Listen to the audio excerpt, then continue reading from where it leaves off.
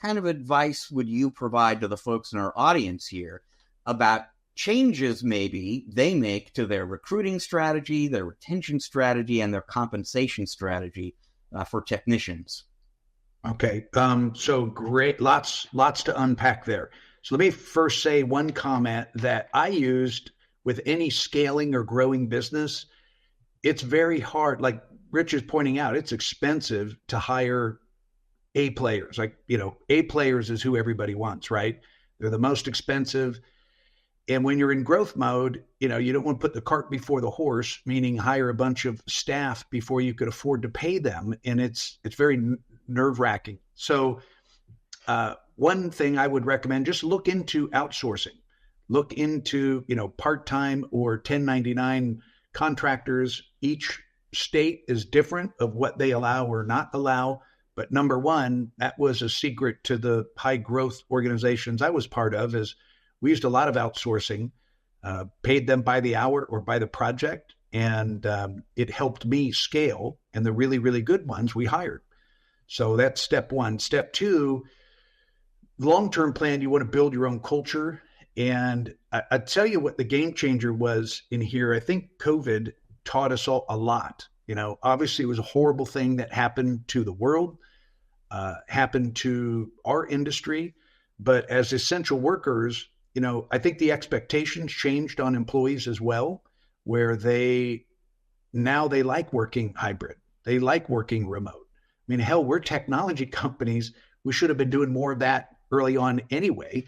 So the old school brick and mortar, you got to be here 8 to 5 or I'm not going to pay you. Those days are gone. And, but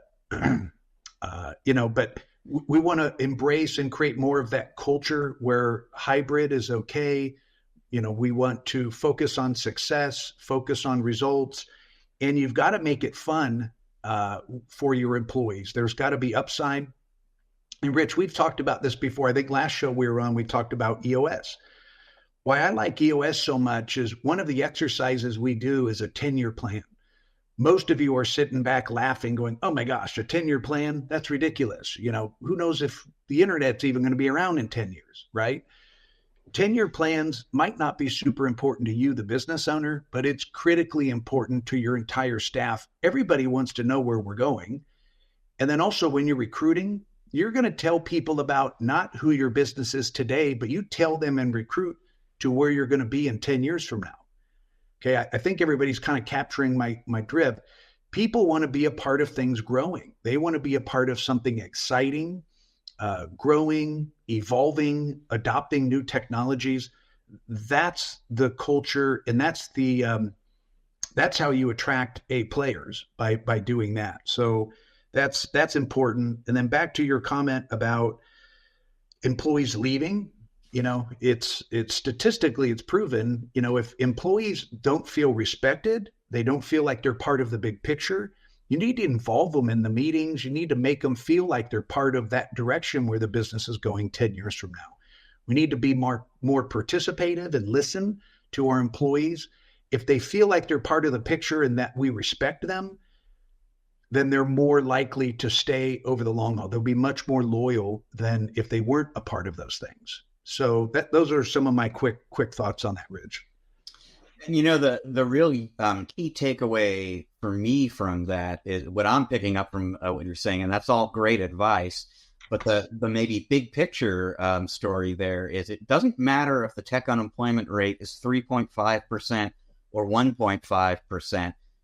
A smart, growth-oriented MSP is investing in his or her people. Yes. And culture and growth and all the things that drive, recruitment and retention.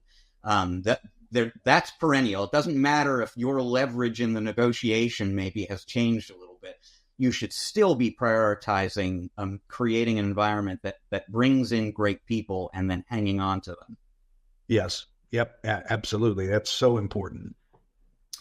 All right. Well, this is the place in the show where Eric would normally provide his tip of the week, but he, again, is out this week. James, you are a super talented consultant yourself, so it's your turn. What is your tip of the week? All right. Tip of the week, I'm going to say 3 quick things. All right. So I'm going to do a triple tip of the week if I could. Number one, in order to be successful, I think in this industry as leaders or business owners, number one, we need to stay positive. So staying positive, pay close attention to what you allow to go into your eyes or your ears, who you hang out with. That old saying, you become a blend of the three people you spend the most time with. Think about that. And for me, I'd rather hang out with people who, hey, James, that's a great idea. Here's 5 ways we can do it, instead of, oh, here's 5 reasons why we can't do that, James. Yeah, I think you know what I'm talking about there. So be careful, stay positive, keep that positive mindset. Number 2, stay connected. You guys, this industry is moving like a freight train. And if you're not staying connected with podcasts and peer groups and communities and your strategic partners and sharing that with your employees and your team, you're missing out big time. The days of being connected to one community is old news. You need to be connected to everything. There's so many data sources that you can stay on top of what's happening. That's critical. And lastly, always be marketing. ABM, ABM, ABM. Marketing should be the oxygen of your business. You need to do it consistently every single day. You need to get out there. Deals aren't just going to fall out of the sky. So be aggressive, market yourself. There's so many easy, free ways to market today. You should be doing it every day. So those are the quick tips I'd share. Yeah, great tips. And I'll just quickly follow up on 2 of them. So I love ABM. I have met a lot of MSPs through the years I don't know a lot of MSPs who enjoy marketing. And for that reason, they don't do it on a consistent basis. It's sort of like, I could use a few more customers. I think I'll go do some marketing now. And the leaders, the high growth, consistently successful MSPs I know are always marketing. Yes. So I'm totally with you on that. And then I will also underscore the second point you made there about staying connected. And here I am co-hosting a podcast. I've got a vested interest in driving people to, podcasts and events and communities and everything else. But I really do believe, again, that the high growth, successful MSPs I've met through the years are the people who make time. And it's hard. You're out there fighting fires all day long. It's a very time consuming, hectic job that you've got. But the people who make time for education, for events, for communities, for podcasts, for reading, are the people who grow faster than their peers. They just understand where the market is going and where the opportunity is on a different level. Yep, exactly. Well said, Rich. Perfect.